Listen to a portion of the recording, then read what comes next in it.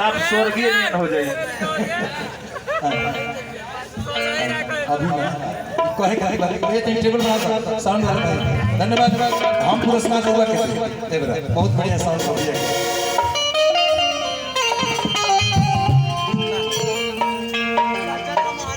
एबरा फगुआ के शूटिंग करत नहीं आई। फगुआ हम मंच पर गावे लेके ना व्यूअर बढ़ावे खातिर गावे बने। हमरो तनी चमकावे का मन गेले सा हम कहले भैया कि तनी डाले है ताना ललका हो हे ताना हल्का हो कि ललका रंग खलका में अब मत खिसियाए भौजी डलवाला जो रे भौजी बेहुड़ी गरमलका में एक काम सरस और सलीम कही दो और टोपियो के तू गोर कि डलवाला जो रे भौजी बढ़िया रिकॉर्डिंग करियो आप कर डाले दाना हल्को हाय जीरो बढ़ुए ना लेकिन गावे के लगी ना गावे के होई ए राम देवा अनंत गवाई कि जनवा जाई राजा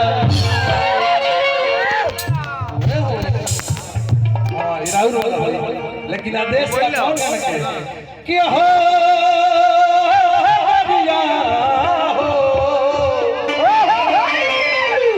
जीवन दी जान भर के स्पेशल आदेश कह दिया कि क्रिया खा के ध्यान से सुनिए लगती होती है तो बताइए ना एकदम राइट कि क्रिया खा के ईमानदारी लाइक है प्यार नहीं है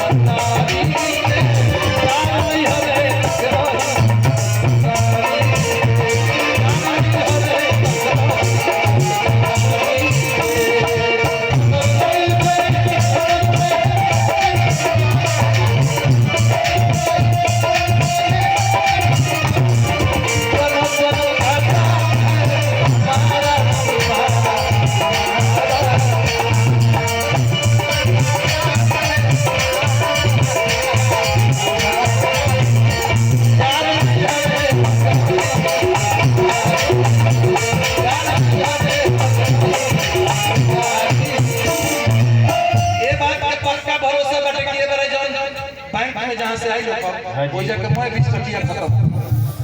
पक्का बापू भैया की तरफ से आशीर्वाद बार बार धन्यवाद। कहाँ है कहलस लइका बा कि तू तो पिया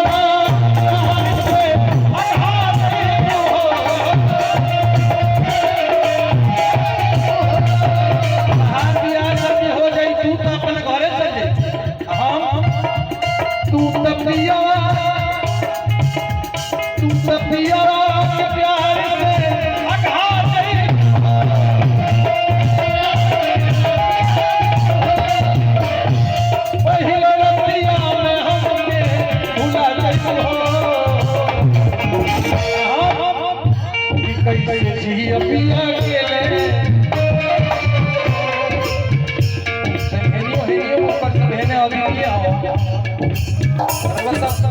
निराश ऐसे के ट्रेडर चल और सब देखो तो यहां सब हुआ मिल के हमारा के खड़ा नहीं की होकर कैसे सही अपिया के बेकरारी कैसे सही अपिया के बेकरारी यार नहीं हमें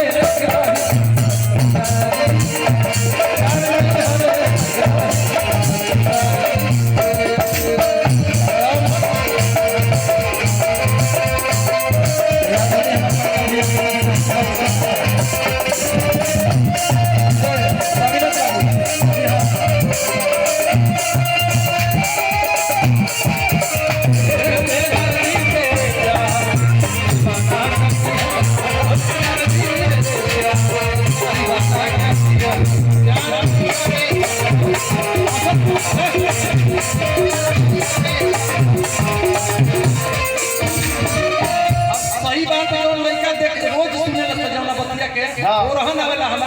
गिरी बाबू क्या हो गया ना क्या तो हला गावे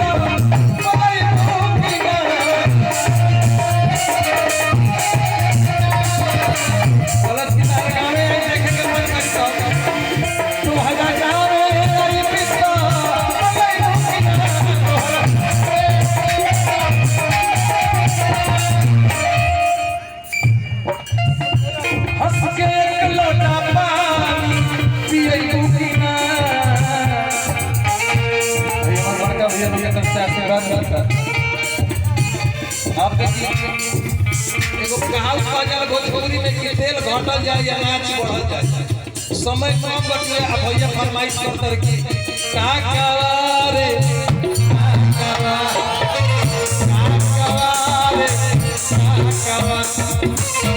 ये सगोई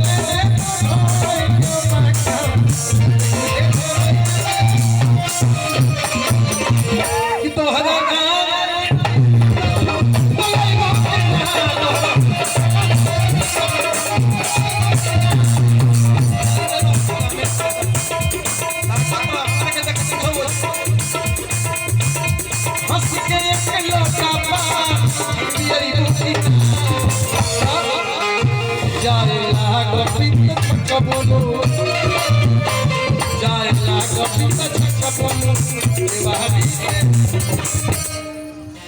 कभी भी वीडियो में देखो तो केहू के जन्मदिन के वीडियो बना के भेजिला तो हम ये कहिला कि हम एगो भोजपुरी के लयदार हम एगो भोजपुरी के लयदार कलाकार ना व्यास ना लयदार है लोई के संगे जी लोई के संगे मोइला व्यास मत बनइए भगवान हमके माई मत लेकिन लोई में हमरा के जिया दे स्वामी तो तोरी का करबा कि जाय लाग पिता जाय लाग पिता छक बोलो देवानी जान नहीं हरे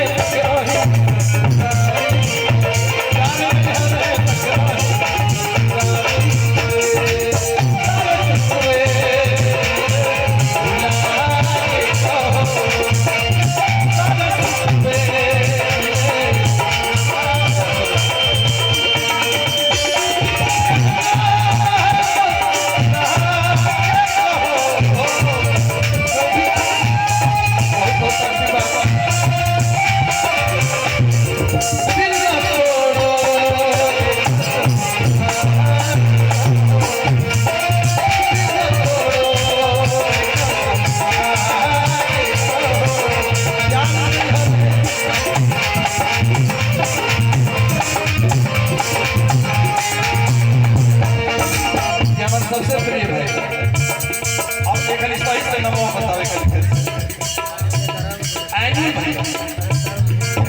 आइनु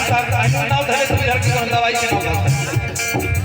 भैया के तरफ से आशीर्वाद बहुत बहुत धन्यवाद इतना बढ़िया गाड़ी चलावे हम अपना जीवन में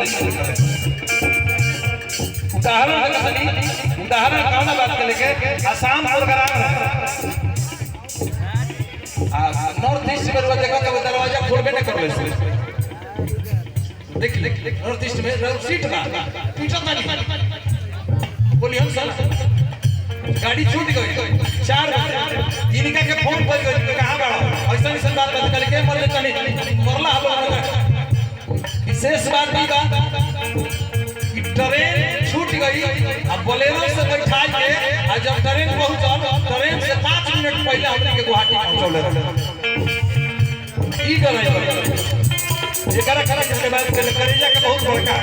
हमार छोट भाई स्वामीनाथन और 10 बरिस से जेकरा के एमपीआई और टैक्स के कमान बा 51 ग्राम पंचायत के अशोक राय अगस्त राय आप लोग के तरफ से पुरस्कार स्वागत सुंदर भी और आखिरी बात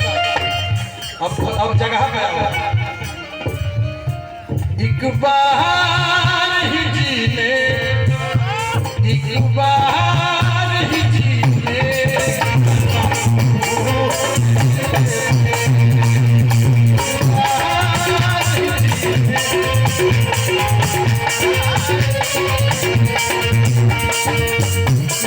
सजा लग रही सब है सजा क्यों नहीं देते क्यों नहीं तो यारो